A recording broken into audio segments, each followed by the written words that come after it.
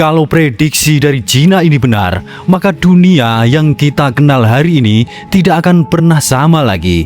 Seorang analis geopolitik dari Cina, Jiang Shuiqin, pernah mengungkap sesuatu yang membuat banyak pihak diam, bahwa perang di Timur Tengah, ketegangan antara Amerika dan Cina, dan perebutan jalur laut dunia bukanlah peristiwa yang berdiri sendiri, tapi bagian dari satu desain besar, sebuah strategi untuk mengunci dunia.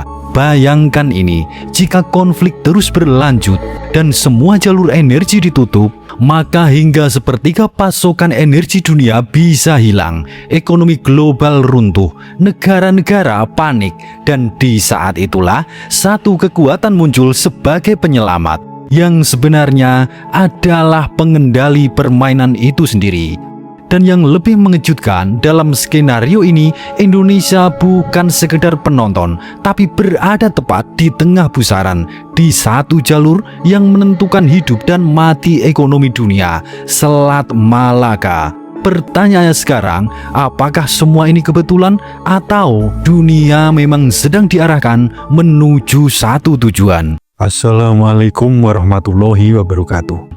Sebelum kita bedah lebih mendalam, silahkan tulis doa dan harapan panjenengan semua di kolom komentar.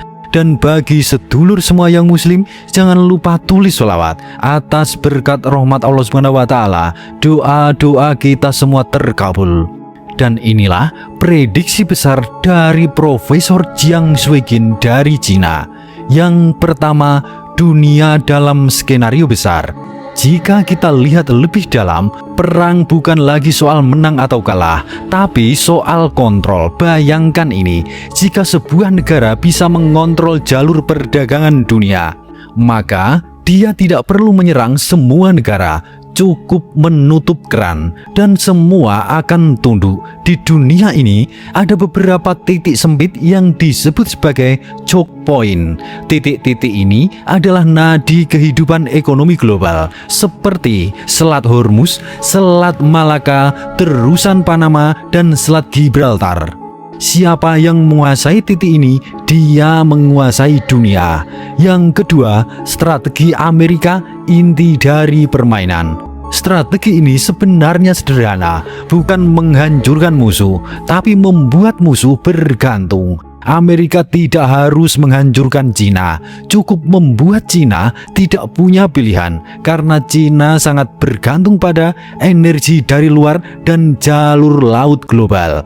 Jika jalur ini dipersempit, jika sumber energi terganggu, maka satu-satunya jalan adalah membeli dari pihak yang mengontrol. Dan disinilah permainan dimulai. Yang ketiga, kenapa Indonesia Selat Malaka jadi kunci?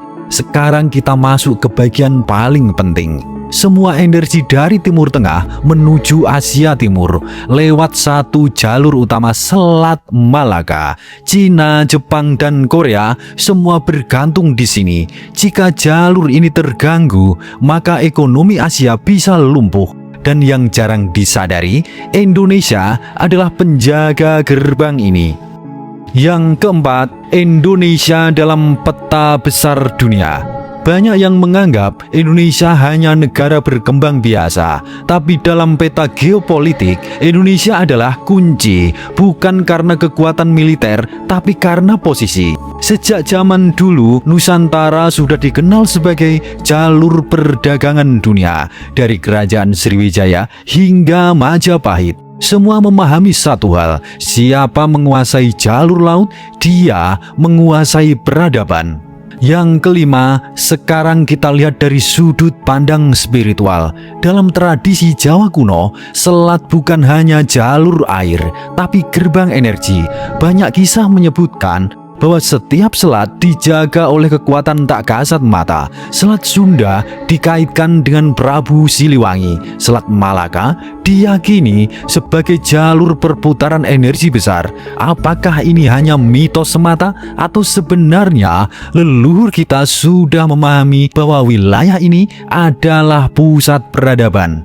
Yang keenam, Blokade global diam-diam. Sekarang lihat pola global. Amerika mulai mengontrol terusan Panama, memperkuat pengaruh di Selat Gibraltar, dan mengincar wilayah Arktik melalui Greenland. Ini bukan kebetulan, ini adalah pola besar mengunci jalur demi jalur. Yang ketujuh, benarkah Cina mulai terdesak? Jika Iran tidak stabil, Malaka diawasi, jalur alternatif terbatas, maka Cina berada dalam tekanan. Dan dalam kondisi seperti itu, pilihan menjadi sangat sedikit. Ini bukan perang senjata, ini perang jalur logistik. Yang kedelapan, dunia sengaja dibuat tidak stabil. Sekarang pertanyaan besar, kenapa konflik seperti tidak pernah selesai? Kenapa selalu ada perang baru?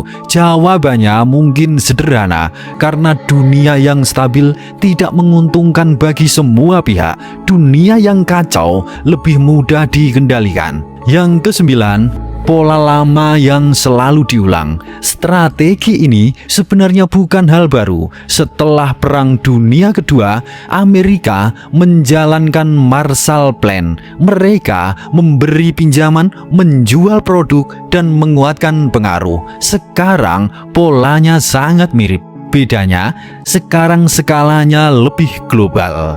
Yang ke-10, rencana besar versi analisis Profesor Jiang Shuiqin. Dalam skenario ini ada 3 hal penting. Yang pertama, kekuatan militer tetap dominan. Yang kedua, kontrol jalur perdagangan. Yang ketiga, sistem pengawasan modern. Semua ini bertujuan satu hal, menjaga dominasi. Yang ke-11, sekarang kita lihat titik lemahnya. Namun sejarah menunjukkan tidak ada kekaisaran yang abadi. Ada 3 hal yang selalu menghancurkan: nasionalisme, korupsi, dan perpecahan internal. Dan ini sekarang mulai terlihat di banyak negara besar. Yang ke-12, selanjutnya kita lihat apa yang akan terjadi. Dalam jangka pendek mungkin terlihat stabil, tapi dalam jangka panjang tekanan akan meningkat. Negara-negara akan mulai melawan, aliansi baru akan terbentuk, dan dunia akan berubah. Yang ke-13, sekarang kita sorot peran Indonesia ke depan. Di tengah semua ini, Indonesia berada di posisi yang unik. Tidak terlalu kuat, tapi terlalu penting untuk diabaikan. Jika Indonesia bijak, ia bisa menjadi penyeimbang dunia. Tapi jika salah langkah, Indonesia bisa terseret dalam konflik besar yang tak berkesudahan.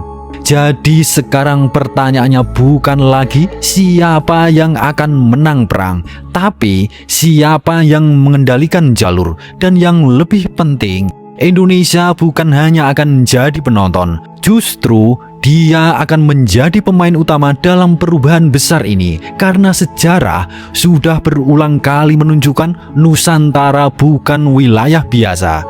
Dan sekarang adalah awal dari sesuatu yang jauh lebih besar akan terjadi di Indonesia. Suradira Jayaningrat lebur dening pangastuti. Wassalamualaikum warahmatullahi wabarakatuh.